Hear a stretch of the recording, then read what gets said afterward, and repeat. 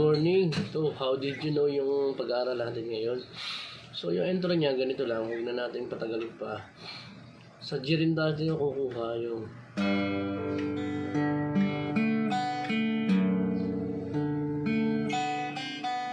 F siya.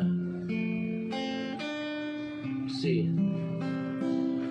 C ulit. G.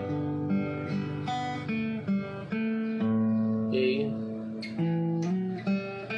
D. Yun, sa verse niya,